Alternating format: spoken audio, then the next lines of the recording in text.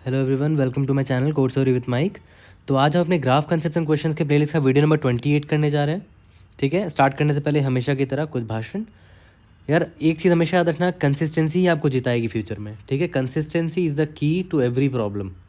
आपको कोई भी चीज़ टफ लगती है, ठीक है, आपको समझ में नहीं आता है या फिर आप उसको हर बार सॉल्व नहीं कर पाते हो, कंसिस्टेंटली उसको पढ़ा, उस पर मेहनत करो, यू विल डेफिनेटली सक्सीड। ये याद रखना, ठीक है। And do the best you can until you know better. ठीक है, बेस्ट करते रहो, तब तक करते रहो जब तक तुमको और बेटर सोल्यूशन ना मिले। ओके, कीप लर्निंग यार। ओके, अब देखो, टॉपिक तो हमने पढ़ लिया था, याद है, डाइक्स्ट्रा पढ़ रहे थे ना हम लोग। फिर उस पर हमने क्वेश्चन बनाना भी स्टार्ट कर दिया था। एक क्वेश्चन हमने बना रखा है वीडियो नंबर 27 में, ये वीडियो नंबर 28 है। ठीक है, और हमारा अल्टीमेट गोल क्या है? क्वेश्चन सॉल्व करना है। ओके, इसी में मज़ा आता है। हमारा आज का क्वेश्चन है network delay time. Pre requested क्या है भाई? डाइक्स्ट्रा एल्गोरिथम पढ़ के आ जाओ मेरे प्लेलिस्ट, इसी प्लेलिस्ट में मेरे डाइक्स्ट्रा एल्गोरिथम का एक्सप्लेनेशन है बहुत अच्छे से, बहुत इजी लैंग्वेज में, वो पढ़ के आओ। ये क्वेश्चन केक वॉक होगा, लिटरली ये क्वेश्चन केक वॉक होगा। और आई विल शो यू कि कॉपी पेस्ट करके एकदम डाइक्स्ट्रा एल्गोरिथम का पूरा कोड कॉपी पेस्ट है, पूरा का पूरा कोड कॉपी पेस्ट है। ठीक है, थोड़ा सा एक छोटा सा एक्स्ट्रा एडिशन करना है और ये क्वेश्चन आपका बन जाएगा। ठीक है, और मज़ा तभी आता है जब ऑलरेडी पढ़े हुए कंसेप्ट से क्वेश्चन डायरेक्ट बन जाए। ओके, तो प्री रिक्वेस्टेड है डाइक्स्ट्रा एल्गोरिथम पढ़ के आना। ओके, इनपुट और आउटपुट देखकर समझते हैं कि क्वेश्चन क्या है। ठीक है, तो देखो, क्वेश्चन कहता है कि आपको एक नेटवर्क दे रखा है जिसमें n नोड्स हैं, उनकी नंबरिंग भी कर रखी है, सारे नोड्स के 1 से लेकर n तक उनकी नंबरिंग है। और आपको ना एक टाइम्स नाम का वेक्टर दे रखा है। जैसे यहाँ पर देखो, पहले इनपुट में देखो, टाइम्स नाम का एक वेक्टर दे रखा है यहाँ पर, है ना, वेक्टर ऑफ वेक्टर दे रखा है। Okay, a list of travel times as directed edges. Time की हर एक एंट्री कैसी है? u है, v है और w दे रखा है। इसका मतलब क्या हुआ कि u से v एक डायरेक्टेड एज है और w जो है ना वो वेट है।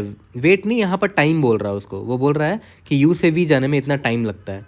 Where ui is the source node, vi is the target node and wi is the time it takes for a signal to travel from source to target. यानी कि ui से vi जाने में wi टाइम लगता है। अब ये बोलता है ना कि मैं एक गिवन नोड से I will send a signal from a given node के। ओके, क्वेश्चन में के भी दे रखा होगा, यहाँ देखो के दे रखा है। ओके, वहाँ से एक सिग्नल ये फेंकेगा। You have to return the minimum time. Minimum time बताओ जिसमें वो सिग्नल सारे नोड्स तक पहुँच जाए। ठीक है, लेकिन मिनिमम टाइम में बताना है आपको। ठीक है, मिनिमम टाइम बताओ जिसमें वो सारे नोड्स पर पहुँच जाए वो सिग्नल। तो यहाँ पर गिवन नोड क्या है, सोर्स क्या है, 2 है ना। सेम इनपुट को अभी वहाँ पर समझते हैं। ठीक है, तो यहाँ पर इनपुट में दे रखा है कि भाई आपके टोटल 4 नोड्स है, सबकी नंबरिंग कर रखी है 1 2 3 4। के इज इक्वल टू डी, यानी कि ये मेरा सोर्स नोड है। ठीक है, के इज इक्वल टू मतलब मेरा सोर्स नोड है, यही से हम ना, ये के इज इक्वल टू 2 है, इधर से ही हम एक सिग्नल भेजने वाले हैं। तो आपको पूछता है कि भाई मिनिमम टाइम बताओ, और उस टाइम में ना ये सिग्नल सारे नोड्स के पास चला जाना चाहिए। मिनिमम टाइम बताओ। ठीक है, तो यहाँ पर तो आप ऐसे तो देख लो कि इस 2 से इस 1 में जाने में किसी सिग्नल को कितना टाइम लगेगा? 1 लगेगा। ठीक है, तो मैं लिख देता हूँ, 2 मेरा सोर्स है ना, यही से सारे जगह जाना है, राइट। तो 2 से 1 तो जाने में कितना टाइम लग रहा है? 1 लग रहा है, चलो बढ़िया है।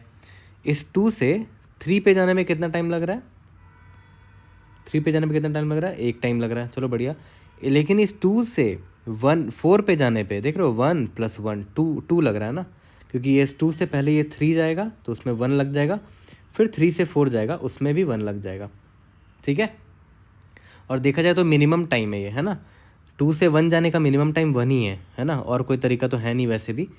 तो अब ये बोलता है कि मिनिमम टाइम बताओ जिसमें वो जो सिग्नल जो 2 से निकलेगा वो सारे नोड्स के पास पहुंच जाना चाहिए।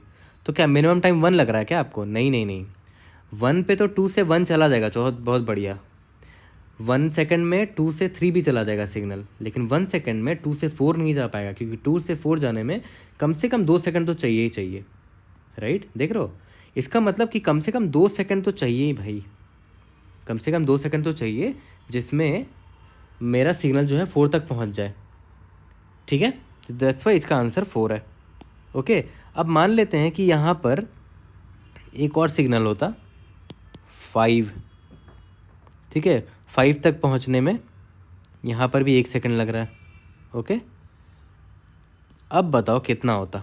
देखो, 2 से 4 तक जाने में 2 सेकंड लग रहा था, 2 से 5 तक जाने में 3 सेकंड लग रहा है, क्योंकि 2 से पहले 3 जाएगा, फिर 3 से 4 जाएगा, फिर 4 से 5 जाएगा। है ना, फिर 4 से 5 जाएगा, तो 1 सेकंड यहाँ, 1 सेकंड यहाँ, 1 सेकंड यहाँ, तो 2 सेकंड भी आंसर इस बार मेरा नहीं होगा, क्योंकि 2 सेकंड में देखो 2 सेकंड के अंदर ये 1 तक तो चला जाएगा, 2 सेकंड के अंदर सिग्नल 3 तक तो चला जाएगा, 2 सेकंड के अंदर 2 सेकंड में सिग्नल जो है 2 से निकल के 4 तक भी चला जाएगा, लेकिन 5 तक नहीं जा पाएगा, क्योंकि 5 तक पहुंचने में कम से कम 3 चाहिए, तो हमारा आंसर उस बार 3 होगा। ठीक है, तो मिनिमम बताना है टाइम कि मिनिमम कितना टाइम लगेगा कि सारे नोड्स तक पहुंच जाए वो सिग्नल।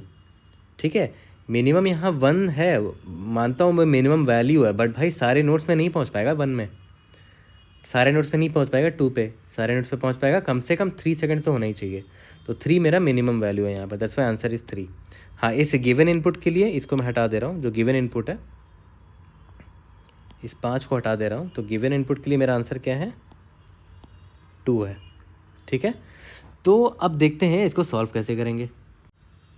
तो देखो कुछ कीवर्ड्स पर ध्यान दो जो इस प्रॉब्लम स्टेटमेंट में मेंशन्ड है। ठीक है, सबसे पहला वेट गिवन है हर एक एज का, है ना, जो कि टाइम के फॉर्म में दे दिया है। ठीक है, और क्वेश्चन में बोल रखा है send a signal from a given node के, मतलब एक सोर्स भी दे रखा है कि भाई यहाँ से सिग्नल निकलेगा, एक पर्टिकुलर फिक्स सोर्स है ये। और क्या एक सबसे इंपॉर्टेंट लाइन पता है क्या बोल दिया इसने, भाई minimum time it takes for all the nodes to receive the signal. ठीक है, इसका मतलब क्या है कि भाई सोर्स एक गिवन फिक्स सोर्स है, यहाँ से बाकी सारे नोड्स पे सिग्नल जानी है, और मिनिमम कितना टाइम लगेगा वो पूछ रहा है। ठीक है, मिनिमम कितना टाइम लगेगा वो पूछ रहा है, तो मुझे इतना तो पता ही है ना कि मैं एक गिवन सोर्स से सारे नोड्स में पहुंचने में कितना मिनिमम टाइम लगता है, वो तो डाइक्स्ट्रा से निकाल ही सकता हूँ, ना कि गिवन सोर्स से बाकी सारे अदर नोड्स पे पहुंचने का मिनिमम डिस्टेंस मैं निकाल सकता हूँ। मतलब एक गिवन सोर्स से, जैसे मान लेते हैं ये एग्जांपल था मेरा, यहाँ पर ये मेरा एग्जांपल था ना, तो मैं एक अरे बना सकता हूँ। डाइक्स्ट्रा एल्गोरिथम में तो यही था, 0 1 2 3, 0 1 2 3 4, 0 तो है नहीं, इसको छोड़ दो। 2 से 2 मेरा सोर्स है ना, 2 मेरा सोर्स है। ठीक है, डाइक्स्ट्रा में क्या कर देते हैं, 2 से 2 तक जाने का मिनिमम डिस्टेंस कितना है, 0 होगा, और क्या। 2 से 1 जाने का मिनिमम डिस्टेंस मुझे 1 दिख रहा है, 2 से 3 जाने का डिस्टेंस मिनिमम डिस्टेंस मुझे 1 दिख रहा है, 2 से 4 जाने का मिनिमम डिस्टेंस मुझे 1 दिख रहा है। तो मैं डाइक्स्ट्रा एल्गोरिथम लगा के ये वाला अपना रिजल्ट अरे तो बना दूंगा। ठीक है, अच्छा 2 से 4 जाने में यहाँ पर 2 था ना, सॉरी। ठीक है, तो डाइक्स्ट्रा एल्गोरिथम से याद है हम ये वाला अरे तो बना लेते थे। ठीक है, अब आप खुद सोचो, ये वाला अरे तो मिल गया, तो हमारा आधा आंसर तो इधर ही से निकल गया, हमारा आधा आंसर तो डाइक्स्ट्रा से ही निकल दिया। अब हमें क्या पता करना है कि भाई मिनिमम कितना टाइम हो चाहिए जिसमें सारे नोड्स पे सिग्नल पहुंच जाए। ठीक है, तो ध्यान दो इस पूरे वेक्टर में सबसे बड़ी वैल्यू कौन सी दिख रही है, वो है 2, है ना, कि भाई कम से कम 2 तो चाहिए ही होगा कि भाई सारे नोड्स पे पहुंच जाए। ठीक है, 1 में तो 1 सेकंड में तो 1 तक पहुंच जाएगा, 2 तक पहुंचने के लिए तो छोड़ ही दो, वो तो वही तो सोर्स है मेरा। 3 तक पहुंचने पे कितना लगेगा, 1 सेकंड। ठीक है, लेकिन तो 4 तक पहुंचने में मुझे 1 सेकंड से ज़्यादा चाहिए होगा, 2 सेकंड चाहिए, तो कम से कम टाइम जो है ना मुझे 2 सेकंड तो चाहिए ही चाहिए होगा। तो मुझे कुछ नहीं करना, ये जो रिजल्ट वेक्टर निकालते थे ना डाइक्स्ट्रा एल्गोरिथम में, उसका मैक्सिमम वैल्यू निकाल लेना, बस कहानी ख़त्म। तो डाइक्स्ट्रा एल्गोरिथम का कोड में कॉपी पेस्ट नहीं कर सकता हूँ, ईजिली कर सकता हूँ, आप मत करना, खुद से लिखना, प्रैक्टिस होगा। बट मैं कॉपी पेस्ट क्यों करूँगा, ताकि मैं आपको दिखा सकूँ कि कुछ चेंज करने की ज़रूरत नहीं है। डाइक्स्ट्रा एल्गोरिथम का कोड कॉपी पेस्ट करा, जो रिजल्ट वेक्टर मिला उसका मैक्सिमम वैल्यू उठा के वही मेरा आंसर हो गया।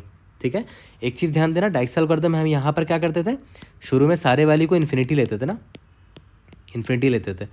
ठीक है, तो अब क्वेश्चन में ये भी दे रखा है कि अगर मान लेते हैं कि हमारा ग्राफ कुछ ऐसा दे रखा है, ये 1 है, ये 2 से 1 पहुँचे, यहाँ पर 3 पहुँचे, यहाँ पर 4 है। ठीक है, तो और ये मेरा 2 मान लेते हैं सोर्स है मेरा, 2 मेरा सोर्स है, तो 2 से 1 तो जा सकता है, 2 से और कहीं जा पाएगा क्या सिग्नल, नहीं जा पाएगा ना, 2 से कहीं एरो है ही नहीं और बस 1 तक जा सकता है। तो ऐसे केस में हमें -1 रिटर्न करना होगा, क्योंकि क्वेश्चन में बोल रखा है अगर सारे नोड्स के पास सिग्नल नहीं जा सकता तो आंसर -1 बता देना। ठीक है, तो देखो इस केस में बाकी नोड्स पे, सारे नोड्स पे नहीं जा पा रहा था सिग्नल। ठीक है, तो ऑब्वियस सी बात है, वैसे केस में क्या होगा कि कुछ एंट्रीज जो है ना जैसे मान लेते फिर से ड्रॉ करता हूँ, 2 से यहाँ पर 1 बनाया था मैंने, यहाँ 3 था, यहाँ 4 था, 2 मेरा सोर्स था, 2 मेरा सोर्स था, यहाँ से 1 तो चला जाएगा, ठीक है, तो मैंने इसको अपडेट कर दिया, ठीक है। 2 से 3 नहीं जा पाएगा, तो 3 इन्फिनिटी का इन्फिनिटी ही रह जाएगा, ठीक है। बाकी सारे के सारे इन्फिनिटी ही रह जाएंगे क्योंकि कुछ अपडेट ही नहीं हो पाएगा, ठीक है। तो मैं एक चीज़ क्या देख लूँगा कि भाई मैक्सिमम वैल्यू तो निकाल लो, चलो ठीक है, रिजल्ट से मैक्सिमम वैल्यू निकाल लो, लेकिन अगर वो इन्फिनिटी है ना तो भाई आंसर -1 होगा। इन्फिनिटी मतलब क्या हुआ, क्या अपडेट ही नहीं हो पाया हमारा आंसर, है ना। सारे इन्फिनिटी का मतलब क्या हुआ कि अपडेट ही नहीं हो पाया पूरा का पूरा वेक्टर। इसका मतलब कुछ नोट्स ऐसे रह गए जहाँ पर हम पहुँच ही नहीं पाए, ठीक है। That's why our answer will be -1, ठीक है। और अगर इन्फिनिटी नहीं है, ठीक है, इन्फिनिटी कोई भी एक इन्फिनिटी आ गया मतलब कोई नोट पक्का मिस हो गया, तो उसके से -1 रिटर्न करना है। सारे के सारे अगर इन्फिनिटी नहीं हुए, 1 ये 2 हुआ, मान लेते हैं ये 3 हुआ, तो उसका जो मैक्सिमम वैल्यू होगा वो रिटर्न करना होगा, ठीक है। तो इसका मैक्सिमम वैल्यू यहाँ 3 दिख रहा है मुझे, ठीक है। काफ़ी सिंपल था। तो हमें क्या करना है भाई, स्टोरी पॉइंट भी लिखने की ज़रूरत नहीं है ना, डायक्स्ट्रा लिखो, कोड चिपका देंगे, कॉपी पेस्ट मारेंगे, जो रिजल्ट वेक्टर बनता था ना डायक्स्ट्रा में उसका मैक्सिमम वैल्यू निकाल लो, ठीक है, जो कि इन्फिनिटी के बराबर नहीं होना चाहिए। अगर इन्फिनिटी है तो भाई -1 रिटर्न कर देना, ठीक है। तो चलो कोड करते हैं, काफ़ी सिंपल हो गया, कोड देखने की ज़रूरत भी नहीं है, आप तुरंत खुद से कर लोगे, ठीक है। तो चलो इसका कोड करते हैं, ठीक है। बिल्कुल डायक्स्ट्रा का कोड कॉपी पेस्ट करने वाले हैं। तो मेरे ग्राफ वाले रेपो में जाओगे तो डायक्स्ट्रा एल्गोरिथम दे रखा है, ये देखो, प्रायोरिटी क्यू के थ्रू।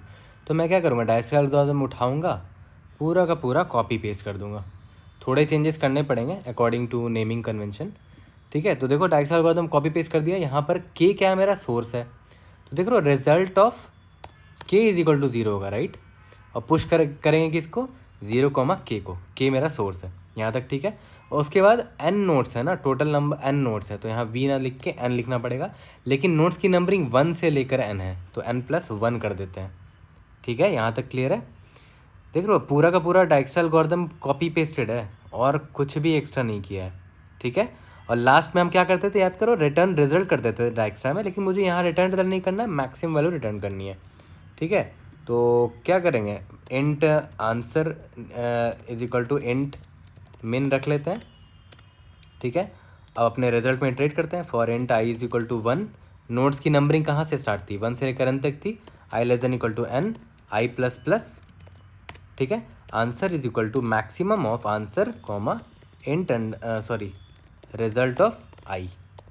रिजल्ट में जो मैक्सिमम वो निकाल रहे हैं, ठीक है। रिटर्न क्या करेंगे वो देखो, ध्यान देना, अगर आंसर मेरा इंट मैक्स के बराबर आ गया तो भाई -1 रिटर्न कर दो, मतलब पक्का कोई नोड ऐसा होगा जो अपडेट हुआ ही नहीं हुआ होगा।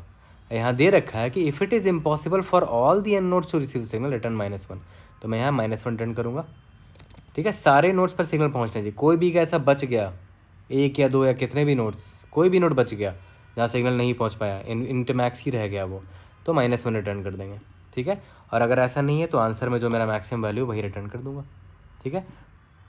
और एक चीज़ क्या हम मिस करके, हमें यहाँ एडजेसेंसी लिस्ट अभी तक हमने बनाया नहीं है, राइट। तो एडजेसेंसी लिस्ट बना लेते हैं, अनऑर्डर्ड मैप बनाते थे, int of vector of pair होता था ना, याद करो पेयर क्यों होता था, ये होता था सोर्स, ये होता था टारगेट, और ये होता था वेट, है ना। तो चलो फॉर लूप लगाते हैं, for auto and wake in times, और टाइम्स में क्या क्या है, वेक ऑफ 0 ये सोर्स है, वी क्या है, वेक ऑफ 1 क्या है, टारगेट है, और W या तो वेट या तो टाइम बोल सकते हो, वो दे रखा है वेक ऑफ 2 में, ठीक है। और कैसे पुश कर रहे हैं, एडीजे ऑफ U से कहाँ तक एरो है, V तक कितना टाइम लग रहा है, W टाइम लग रहा है यहाँ पर, ठीक है। ये तो हमने एडजेसेंसी लिस्ट बना ली। उसके बाद अब एडजेसेंसी लिस्ट में देख रहे हो पेयर के फॉर्म में है ना, इस U से जहाँ जा सकते हो वो पेयर के फॉर्म में है, ठीक है। तो यहाँ पर वेक 0 ना करके वेक डॉट फर्स्ट, और यहाँ पर वेक डॉट सेकेंड, यहाँ तक क्लियर है। तो लेट्स सी, अभी देखते हैं एग्जाम्पल टेस्ट केसेस पास हो रहे हैं कि नहीं। तो सारे टेस्ट केसेस तो पास हो गए, अब सबमिट करके देखते हैं if able to pass all the test cases. Indeed yes, we have solved this question using our already studied concept that is Dijkstra algorithm. कोई भी डाउट होता है raise in the comment section, I try to help you out. See you guys in the next video, thank you.